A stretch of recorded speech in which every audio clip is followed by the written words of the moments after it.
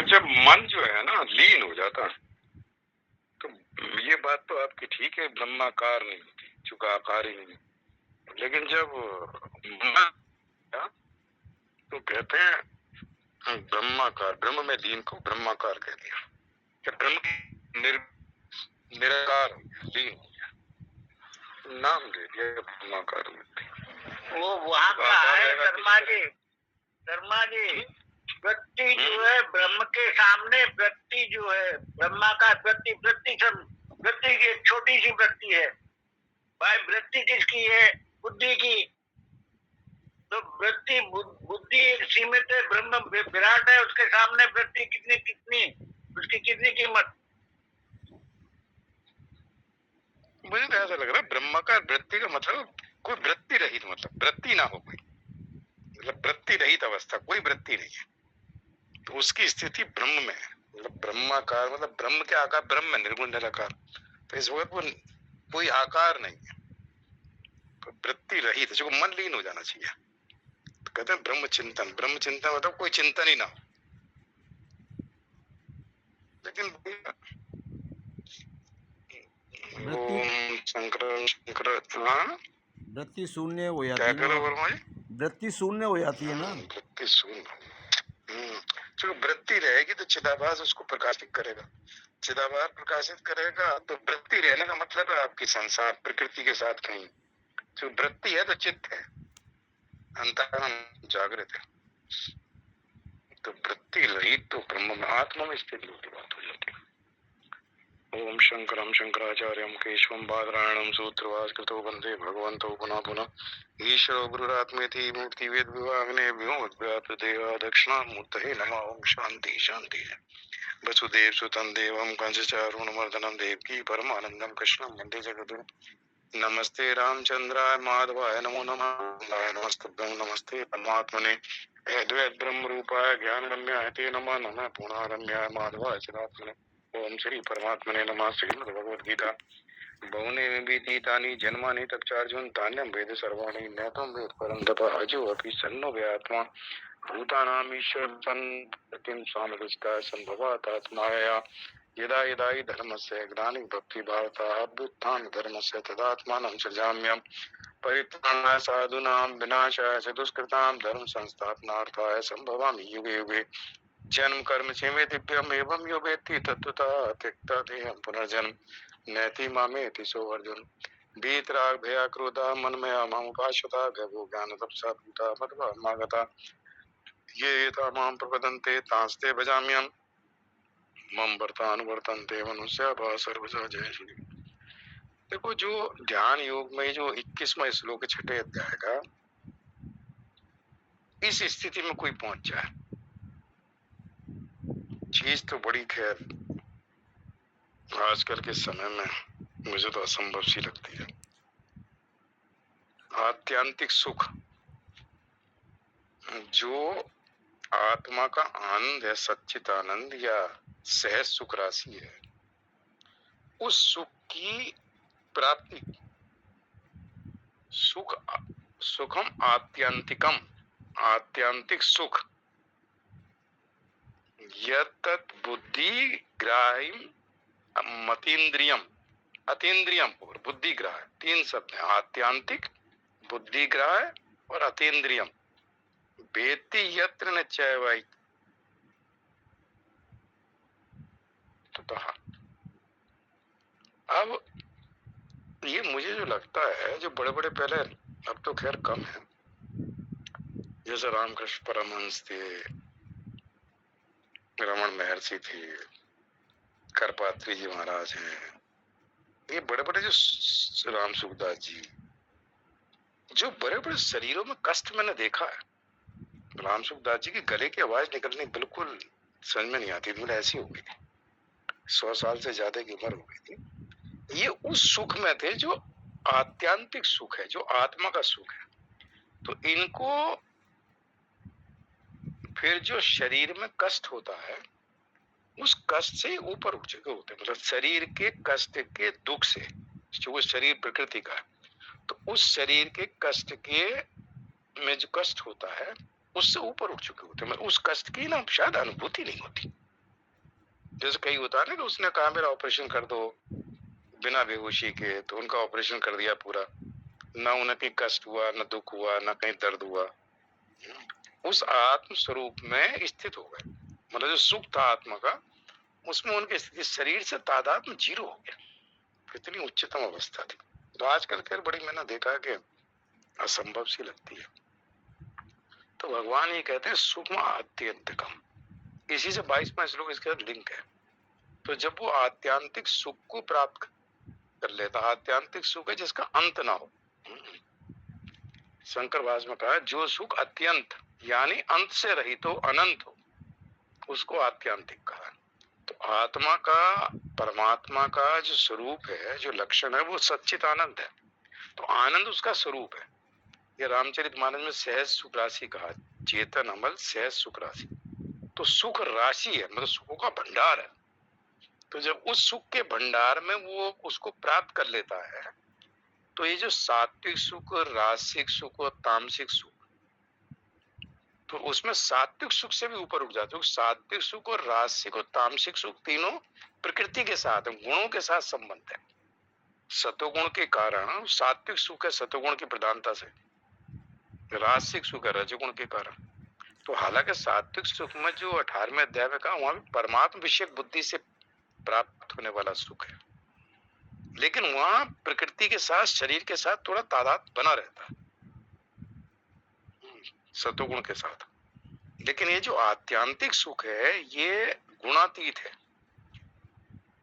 तो इसमें उदाहरण दिया राम सुखदास जी ने कि शिवाजी के पुत्र संभाजी को जब कैद कर लिया और कहा मुस्लिम धर्म स्वीकार करो, तो उनका कहते हैं चमड़ी उधेड़ दी और कहते हैं आंखें निकाल ली और चमड़ी खींच ली, तब भी वो हिंदू धर्म से बिल्कुल भी विचलित नहीं।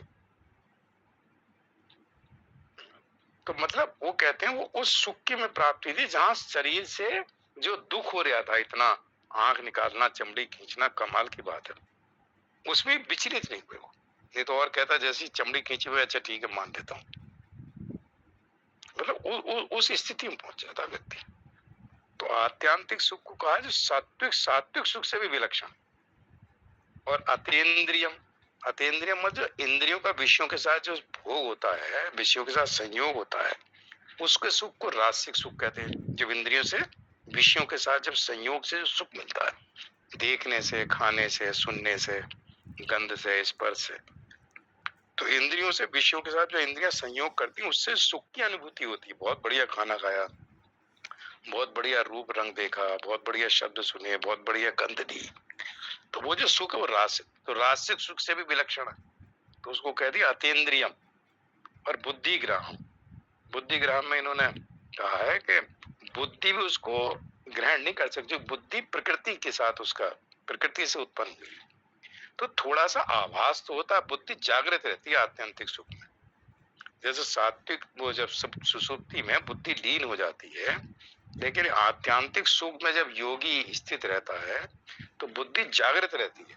तो उसका जो आभास होता है बुद्धि में, तो हल्का सा आभास तो होता है, लेकिन पूरा उसको पकड़ नहीं पाती, बस आभास होता है। बड़ा सुख है, अंतःकरण में बड़ा उसको सुख की अनुभूति है, बड़ा मतलब ऐसी स्थिति में बैठा हुआ कि जहाँ कोई उसको बाहर का जो सुख और दुख है, जो जीवन में आगमा पाई है, जो आने जाने वाले जीवन में कभी प्रतिकूल परिस्थिति आ गई, शरीर में कष्ट हो गया, इनसे वो ऊपर उठ चुका होता है। मतलब कष्ट का भान तो होता है कि मुझे बीमारी है, या शरीर में ये बीमारी है, शरीर में ये दुख है, ये भान है, लेकिन उससे वो विचलित नहीं होता।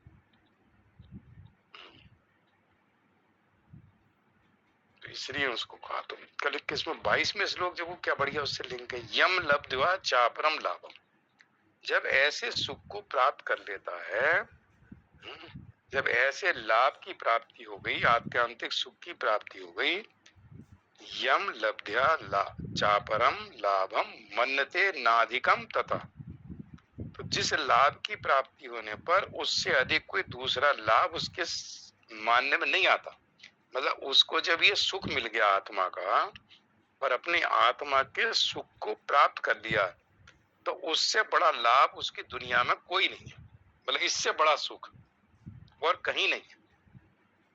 मतलब उससे फिर वो उससे अधिक दूसरा कोई लाभ उसके मानने में नहीं आता।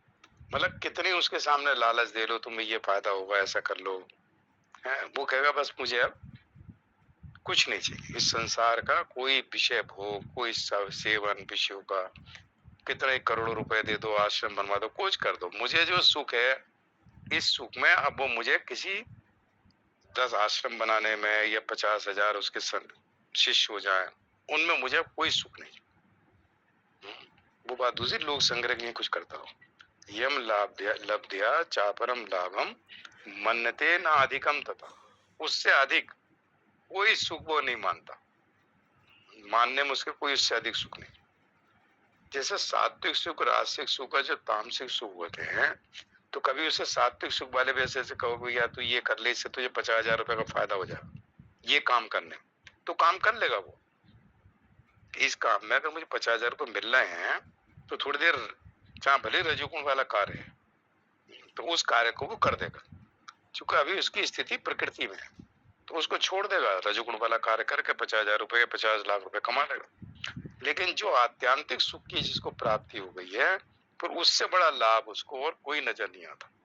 इससे बड़ा लाभ यस्मिन स्थितो, जिसमें स्थित होकर अब वो अपने स्वरूप में जो सुख है, जो आनंद है, उसमें जिसकी स्थिति है, तो ना दुखेन गुरुनापी विचालित, कितना बड़ा भी दुख आ जाए उसके जीवन में, कितना बड़ा भी दुख आ जाए उसमें वो विचलित नहीं किया। अब देखो ये ध्यान योग से धीरे धीरे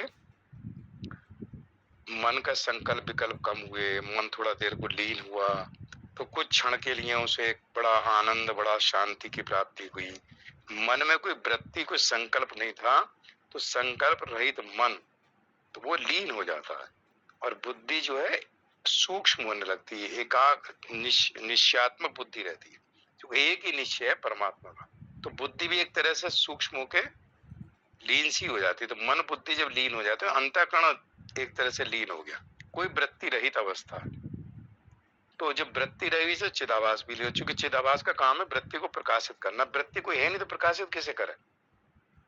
तो केवल वहां एक आत्मा रहती है और कुछ नहीं रहता, न मन है, न बुद्धि है, न प्राण चल रहा है, सांस चल रही है, लेकिन उसे प्राण भी अव्यक्त से हो गए, मतलब उसको प्राण भी चल तो रहे हैं, प्राण भी सूक्ष्म है, चल रहा है, जैसे सुसुप्ति में चल रहा है, तो सुसुप्ति में प्राण का ध्यान थोड़ी रहता है कि हमारी सांस चल रही है नहीं चल रही, इतनी गहरी नींद होती है। स्वप्न में तो फिर भी दुनियादारी की चीज देखते ना, तो पता है हम यहाँ जा रहे हैं, वहां जा रहे हैं स्वप्न में, लेकिन सुसुप्ति में तो कुछ भी नहीं है ना। तो प्राण तो चल रहा है, सांस चल रही है, लेकिन अव्यक्त से रहते हैं, मतलब उसका हमें कोई भान नहीं रहता, उठने में लगता है। तो प्राण तो जब से पैदा हुआ तब से, और जब तक प्राण चलते रहेगा, प्राण एक ऐसी चीज है रात दिन चलती रहती, बाकी सब लीन होते रहते हैं और जागृत होते रहते हैं। मन है, बुद्धि है, चित्त है, अहंकार है, भावनाएं हैं, विचार हैं, संकल्प, ये सब आते जाते रहते। लेकिन प्राण जो है 24 घंटे जब से, बल्कि गर्भ में आया हुआ तब से चले जा रहा है। तो यस्मिन स्थितो ना दुखेन, उसमें जब स्थित हो जाता, उसको जो प्राप्त कर लेता उस सुख को, तो बड़े भारी दुख से भी विचलित नहीं रहता। राम सुखदास जी लिखते हैं, ये श्लोक, ये जो श्लोक है सभी साधनों की कसौटी है। कर्मयोग, ज्ञान योग, ध्यान योग, भक्ति योग आदि किसी भी साधन से ये कसौटी प्राप्त होनी चाहिए। यम लब्ध्या चापरम लाभम, जिसको प्राप्त करके उससे अधिक लाभ कोई दूसरा इस संसार में नहीं है। जो वो सुख ऐसा है, वो आनंद ऐसा है जो अनंत है, जिसका भी अंत ही नहीं है, उससे अधिक। तो कहते हैं इस कसौटी को प्राप्त होनी चाहिए। अपनी स्थिति समझने के लिए ये श्लोक साधक के लिए बहुत उपयोगी है। जीव मात्र का ध्येय यही रहता है कि मेरा दुख मिट जाए और सुख मिल जाए, दुख मिट जाए और सुख मिल जाए। अतः इस श्लोक में वर्णित जो स्थिति है वो साधक मात्र को प्राप्त करनी चाहिए, अन्यथा उसकी साधना पूर्ण नहीं। मतलब आत्मा की जो, जैसे स्थित प्रज्ञ के जो श्लोक अभी बात चल रही थी, 18 जो श्लोक है, तो स्थित प्रज्ञा है, जिसकी प्रज्ञा स्थित है, जिसकी प्रज्ञा में जो स्थिति है, आत्मा में जिसकी स्थिति हो गई, अपने स्वरूप में जिसकी स्थिति है, जो विचलित नहीं होता। आत्मने आत्मना तुष्टा स्थित प्रगतोचित, आत्मा से आत्मा में संतुष्ट रहता। अब उसको संसार की कोई क्रिया, कोई पदार्थ संतुष्टि के लिए, तृप्ति के लिए वो पूरी तरह तृप्त है, पूरी तरह संतुष्ट है। उसे कोई चीज ऐसी नहीं वो है तृप्त हो, कोई इसके मन में कामना, कोई इच्छा भी रह गई है तो हालांकि ज्ञानी की, बड़े उच्च कोटि के साधक की, लेकिन ध्यान थोड़ा बहुत हम लोगों को करते रहना चाहिए। और कभी कभी 5-7 मिनट के लिए जहाँ घर में कुर्सी पे बैठ जाओ, कहीं बैठ जाओ, जहाँ थोड़ी देर को सांस को देखते देखते और मन में एक क्षण के, 2 क्षण के, 1 मिनट के लिए कभी संकल्प रहित हो जाए मन, तो वो जो एक आनंद आता है और ऐसा लगता है कि ये स्थिति बनी रहे, मतलब और थोड़ी देर लगी रहे। लेकिन मन में फिर कोई विचार आ जाता है थोड़ी बहुत देर बाद। लेकिन कोशिश करनी चाहिए कि हम तो राम सूखदास जी ये कहते हैं कि ये इस श्लोक में वर्णित स्थिति साधक को प्राप्त करनी चाहिए, अन्यथा उसकी साधना पूर्ण नहीं हुई। साधक बीच में अटक ना जाए, अपनी अधूरी स्थिति को पूर्ण न मान ले, इसके लिए उसको ये श्लोक सामने रखना चाहिए कि इस स्थिति में आने के बाद कितना भी बड़ा दुख आ जाए मैं विचलित नहीं होता। विचलित होते हैं तो इसका मतलब वो स्थिति नहीं आई। लेकिन मेरा मतलब है कि इस समय में जो वर्तमान कलयुग है, उसमें आया था, कल में पढ़ रहा था कि कलयुग में कलयुग की अधर्म के साथ मित्रता रहती है। मतलब कलयुग की जो मित्रता है वो अधर्म के साथ। तो अधर्म के साथ जो अधर्मी होता है, हाँ, किसी ने ये कहा था, ये प्रश्न था किसी का, कहीं लेख पढ़ा था, मैं पता नहीं इस कल्याण में, कि आज की डेट में बड़े बड़े कोई बहुत बड़ा अधर्म कर देता व्यक्ति, तीव्र अधर्म, तो तीव्र अधर्म जब पाप कर देता है तो कहते हैं उसका फल तो तुरंत मिलना चाहिए। भाई तीव्र पुण्य या तीव्र पाप जब करने पे उसका फल तुरंत मिलता है। तो वो कहते हैं तीव्र अधर्म करने पर कलयुग में एकदम फल इसीलिए नहीं मिलता, कलयुग की अधर्म के साथ मित्रता है। तो इस युग में वो अधर्म फल जरूर मिलेगा, लेकिन कब मिलेगा ये तो खैर कर्म फलदाता भगवान है। लेकिन वो जो कहते हैं लोग, यार देखो कितना पापी आदमी है, वो कितना फलीभूत हो रहा है, खूब पैसा भी है, सब कुछ आराम से रह रहा, और एक आदमी बहुत अच्छा था, बेचारे की मृत्यु हो गई और बड़ा कष्ट हुआ उसे जीवन में। तो कलयुग की अधर्म से मित्रता ये कहते हैं। इस संस्कृत के श्लोक था ये, किसी के कलयुग के धर्म के साथ मित्रता, मनुस्मृति कहते हैं। तो ये भगवान ये कह रहे हैं इस श्लोक को, इसलिए याद रखना। इसके साथ 22 को, यम लब्ध्या चापरम लाभम मन्यते नाधिकम तथा, उससे अधिक वो कोई दूसरा लाभ देखते नहीं, इससे कोई दूसरा लाभ इस संसार में नहीं है, मैंने वो स्थिति प्राप्त कर ली। यस्मिन स्थितो ना दुखी, जिसमें स्थित होने पर बड़े बड़े दुखों से भी वो विचलित नहीं किया जा सकता। ओम पूर्णमदः पूर्णमिदं पूर्णात् पूर्णमुदच्यते पूर्णस्य पूर्णमादाय पूर्णमेवावशिष्यते। ओम शांति शांति शांति। श्री कृष्ण अर्पणमस्तु। हरि ओम तत्सत् हरि ओम तत्सत्। इसी से मिलता जुलता 23वां श्लोक भी है। ये भगवान बड़ा बढ़िया श्लोक सुना रहा है। अपने ब्रह्माकार वृत्ति की बात करते हैं। देखिए स्थित प्रज्ञ में क्या बोलते हैं, ऐसा ब्राह्मी स्थिति पार्थ है। देखिए लेकिन उससे पहले है ना, विहाय कामान सर्वान निर्ममो निरंकारा। अब वहाँ पे बचा ही क्या, ब्रह्माकार की वृत्ति है, वहाँ ममता खत्म हो गई, अहंता खत्म हो गई, कामनाएं खत्म हो गई, स्पृहा रहित हो गया।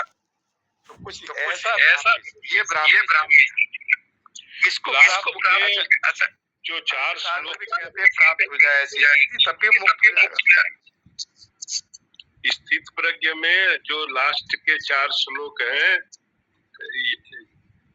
या निशा सर्वभूतानां तस्याम जागृति संयमी, उसके बाद आपूर्यमाणम अचल प्रतिष्ठम समुद्र माप प्रवेशंति, उसके बाद आपने ये कहा ना विहाय कामानि सर्वान, फिर ये ऐसा ब्राह्मी स्थिति प्राप्त है। ये चारों श्लोक, ये माने आप देखो तो साधक की सबसे उच्चतम स्थिति है, सबसे ऊंची स्थिति। मतलब अब वो मतलब गेट पे खड़ा है, बस गेट क्रॉस नहीं किया, यही समझ। साधक और सिद्ध के सिद्धि हो गया ऐसा ब्राह्मी स्थिति पर। देखो स्थित प्रज्ञ जो सबसे लास्ट इसको ऐसा ब्राह्म स्थिति वाला, ये स्थित प्रज्ञ का फल है। जो स्थित प्रज्ञ व्यक्ति है उसका जो फल है कि ऐसा ब्राह्म स्थिति, तो वो कहते हैं स्थित प्रज्ञ जो ये ब्राह्म स्थिति जब स्थित प्रज्ञ है तो वो अपने स्वरूप में स्थित है, ब्रह्म में स्थित है, लेकिन उसका निचोड़ निकाल दिया विहाय कामान सर्वान में। तो ये सारे श्लोकों का अंतिम जो वो है कि ऐसी स्थिति अगर स्थित प्रज्ञ मतलब अंत काल में भी हो जाए, मतलब अंत काल में भी सब कामनाएं छूट गई, कोई इच्छा नहीं है, अब शरीर में कोई ममता नहीं है, मेरा शरीर छूट रहा है, मुझे अहंता नहीं है कि ये मैं हूँ, कोई मुझे स्पृहा नहीं है, कोई इच्छा ऐसी नहीं बची है, तो उस वक्त अगर अंत काल में भी व्यक्ति में अरे भाई उसे बुलाओ, इसे बुलाओ, इसको खिलाओ, मुझे ये करो, मुझे ये करो, ये सब चीजें छूट गई और शांत मन से राम राम राम राम करता हुआ छूट गया, तो वो ब्राह्मी स्थिति है। और उसके लिए ममता आ सकती कुछ, लेकिन इसके लिए साधन तो सुशील जी करने ही पड़ेंगे ना भाई। अंत काल में तो वही भाव बनेगा जो हमारे जो निरंतर बनते आ रहा है।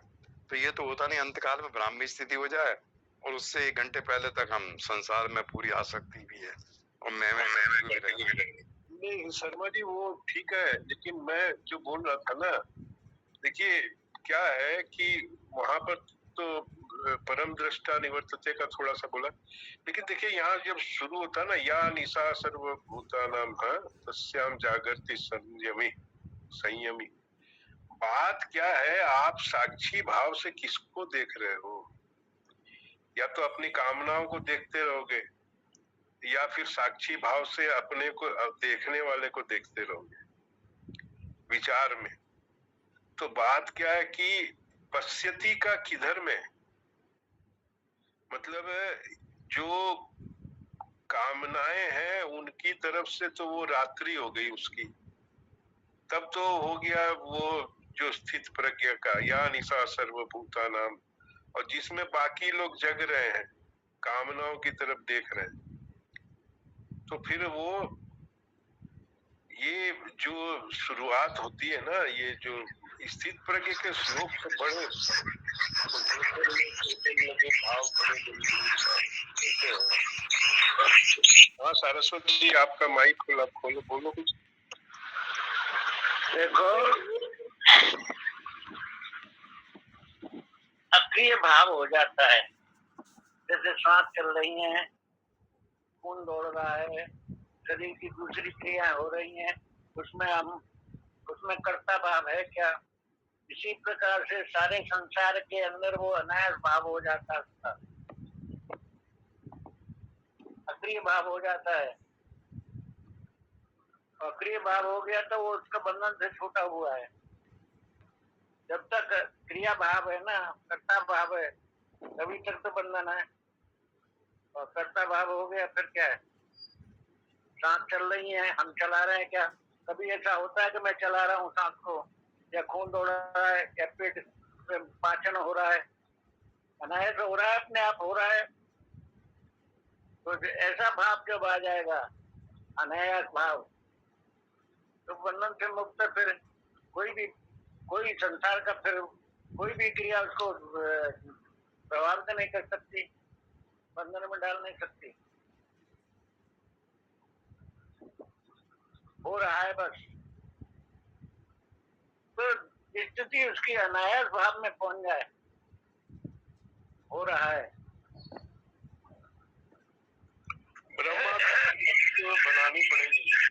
देखिए अखंडानंद जी बोलते हैं या निशा सर्वभूतानां, बोलते हैं जिसको पता ही नहीं आत्मा क्या है, जिसको पता ही नहीं परमार्थ क्या है, और जिसको थोड़ा बहुत पता है तो भी वहां पर कोई विचार ही नहीं करता है, तो वो हो गई उसके लिए निशा। और तस्याम जागृति संयमी, वहीं पर ये जगता है परमार्थ के लिए, स्थित प्रज्ञ जो हो जाता है, इसके विचार परमार्थ के विचार में ही वो जगता है। बाकी लोगों के लिए जो रात्रि का अंधकार है, ये जो आत्मा और परमार्थ, तो ये जो एक नैयायिक थे, तो उन्होंने नवरात्रि का भी उसी तरह से उन्होंने काम काटते थे ये किया था एक दिन काटे खड़ा हो जाएंगे